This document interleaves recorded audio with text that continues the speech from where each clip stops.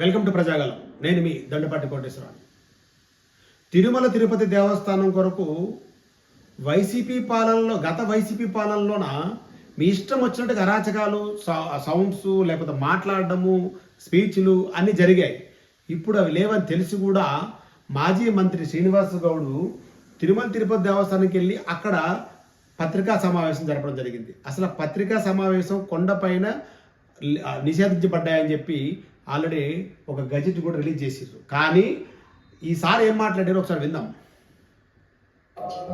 ఆంధ్ర ప్రాంతంతో ఉన్న ఒకే ఏకైక సంబంధం తిరుపతి.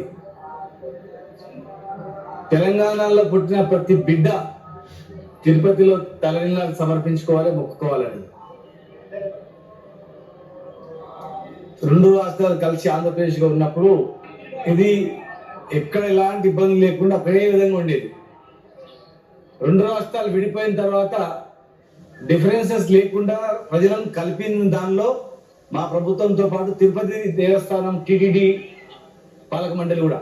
ఎందుకంటే ఏర్పడిన ఎలాంటి డిఫరెన్స్ లేకుండా దర్శనాలు అన్ని జరిగినాయి. గతంలో చంద్రబాబు నాయుడు గారు ఉన్నప్పుడు, తర్వాత జగన్ గారు వచ్చిన తర్వాత కూడా కొనసాగింపు. చంద్రబాబు నాయుడు గారు ఉన్నప్పుడు 2014-19 ఎలాంటి డిఫరెన్స్ లేవు, మేము వెళ్ళాం. కానీ 2019 జగన్మోహన్ రెడ్డి వచ్చిన తర్వాత ఇక్కడ ఒక ఎమ్మెల్యే అది లెటర్ తీసుకొని మేము దర్శనానికి వెళ్ళినప్పుడు బ్రేక్ దర్శనం ఇవ్వలేదు, 300 రూపాయల టికెట్ దర్శనం ఇవ్వడం జరిగింది.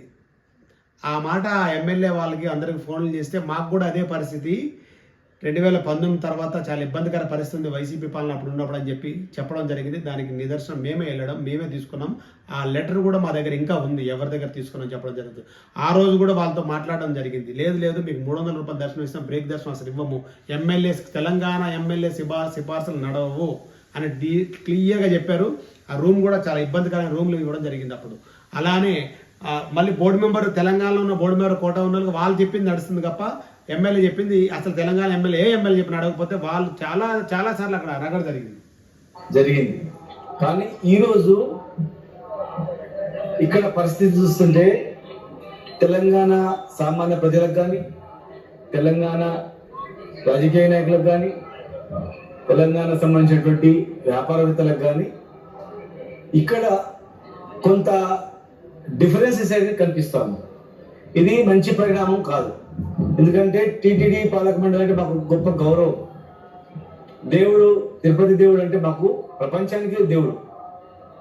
ఈ ప్రాంతంలో ఉన్నంత మాత్రం ఈ ప్రాంతం మాది అని దేవుని విషయంలో అనుకుంటూ ఏం లేదు. అలా చేస్తే దేవుడు కోపం వస్తుంది. ఒకే మాదిరిగా ఉండాలి. తెలంగాణ ప్రజలకు, ఆంధ్ర ప్రజలకు, తెలంగాణ నాయకులకు, ప్రజాప్రతినిధులకు, ఆంధ్ర నాయకులకు, వ్యాపారవేత్తలు ఈక్వల్ ఉండాలి. కానీ ఇక్కడ చాలా డిఫరెన్స్ కనిపిస్తుంది. ప్రజలకు, రాజకీయ నాయకులకు కానీ, విఐపీలకు కానీ, మామూలులకు కానీ, వ్యాపారవేత్తలకు కానీ. ఇదే బీఆర్ఎస్ ఎమ్మెల్యే మాధవరం కృష్ణారావుపై ఒక లెటర్ ఇవ్వడం జరిగింది చంద్రబాబు నాయుడు గారికి. మాకు గత పాలనలో కొంచెం ఇబ్బంది జరిగిన దర్శనాలకి ఇప్పుడు మాకు ఎమ్మెల్యే టికెట్లకు కూడా మాకు సిఫార్సులు కూడా మాకు మంచి అవకాశాలు కల్పించాలి, బ్రేక్ దర్శనం కల్పించాలని అని ఇవ్వడం జరిగింది. అది తీసుకొని సమయం పడుతుందేమో, అది ఆల్రెడీ మీ బీఆర్ఎస్ ఎమ్మెల్యే ఇవ్వడం జరిగింది. అది భక్తులకు మాత్రం భేదం కనిపిస్తుంది.